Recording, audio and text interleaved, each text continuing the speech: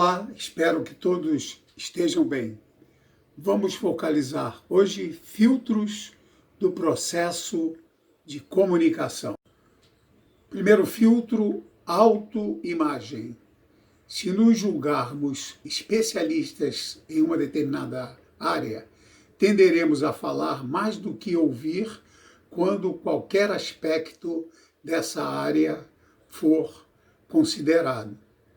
Por isso que, às vezes, no congresso, no simpósio, a pessoa observa isso, até em aula. Às vezes o aluno está fazendo uma apresentação e, de certo modo, o professor fala mais tempo do que o próprio aluno que está fazendo a apresentação. A imagem que temos dos outros também é um importante filtro na comunicação. Há uma tendência a ouvir com menos atenção, a interromper e contra-argumentar a comunicação de quem julgamos menos entendidos e capazes do que nós. A tendência é inversa, se a imagem que temos dos outros é a de que sejam mais capazes. O exemplo anterior casa perfeitamente aqui também, nessa situação. Nossa comunicação vai variar de acordo com a formalidade ou informalidade da situação. Eu me lembro, quando ainda era possível fazer churrasco de encerramento do ano letivo, que muitas vezes um colega ou outro comentava assim: poxa, não sabia que a nossa diretora era assim tão comunicativa, enfim, a definição de papéis estabelecida. Recentemente, usamos o exemplo de que quando a pessoa fala com um colega de trabalho, é bem diferente de quando ele fala com o supervisor, o gerente, o chefe. As linhas de relacionamento também. Evidentemente que a conversa de um professor com o seu filho provavelmente vai ser bem diferente de quando ele está conversando com um aluno. A partir da percepção do meio social, a pessoa vai organizando informações e vai relacionando essas informações com afetos, que podem ser positivos ou negativos. E a partir daí vai desenvolvendo uma predisposição para agir de maneira favorável ou desfavorável em relação às pessoas e aos objetos presentes no meio social.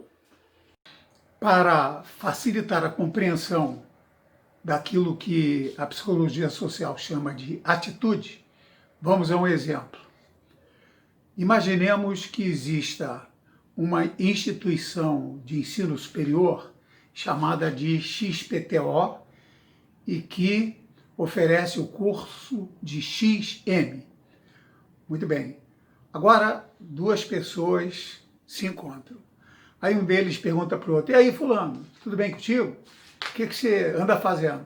Ah, eu voltei a estudar. Ah, que bom. E qual é o curso que você está fazendo? XM. XM, fulano. Tá bom. E que faculdade? XPTO. XPTO. Deu para claramente perceber que essa pessoa tem pouco apreço pelo curso e pela instituição. O contrário também pode acontecer. As atitudes estão aí. Entre elas, os preconceitos e os estereótipos. Na perspectiva da psicologia social, nós não tomamos atitudes. No cotidiano, a gente usa muito isso, né? Às vezes, a mãe pode falar com o marido: ó, fulano, precisa tomar uma atitude com o Juquinha.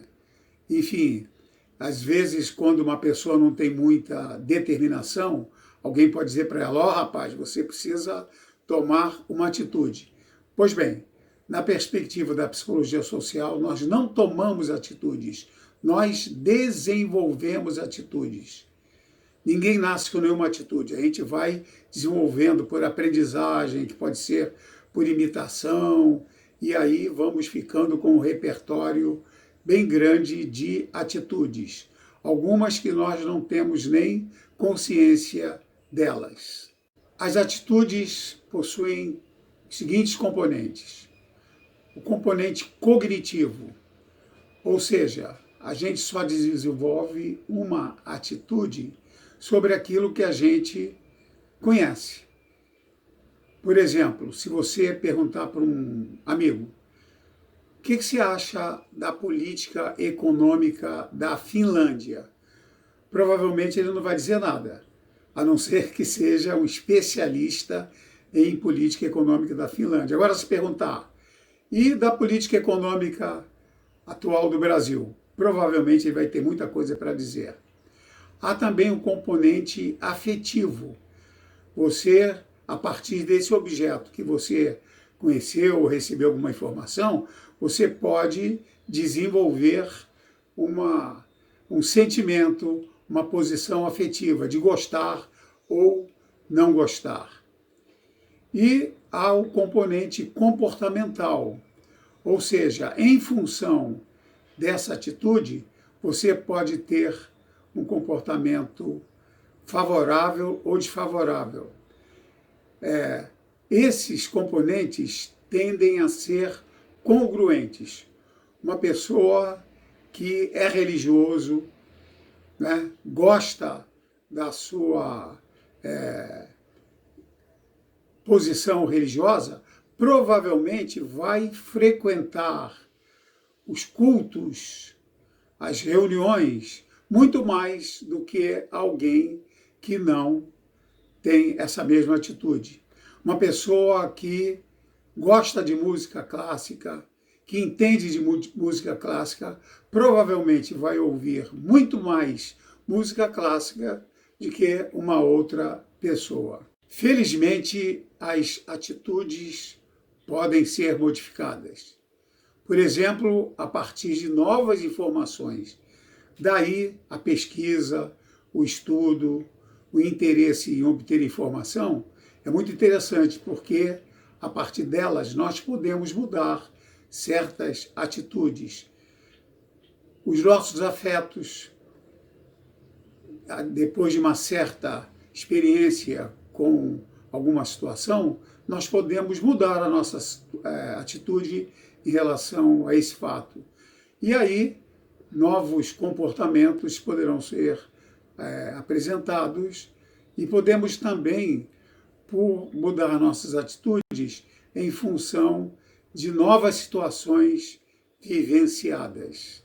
Os nossos motivos, sentimentos e intenções podem alterar as nossas comunicações, porque esses fatores nos predispõem a perceber e agir de certa maneira em relação a um fato, a uma situação, a uma pessoa. É claro, então, que nossa comunicação será diferente segundo esses fatores, ou seja, motivos, sentimentos e intenções. Nossas expectativas, naturalmente, também afetam as nossas comunicações. O que esperamos em relação ao comportamento e reação dos outros face à nossa comunicação determina como nos comunicamos. Por isso que, dependendo, né, da situação, a gente vai ensaiando em casa, mentalmente, né, o que nós vamos dizer. E aí você diz assim, bom, se eu falar isso assim, assim, aí você imagina a reação da pessoa, aí você modifica o seu planejamento. É claro que na hora H a gente acaba, né, devido ao estresse ou à emoção da hora, fazendo tudo diferente em relação àquilo que a gente planejou. Esses filtros, que são essas três peneiras, a gente pode, de certo modo, controlar.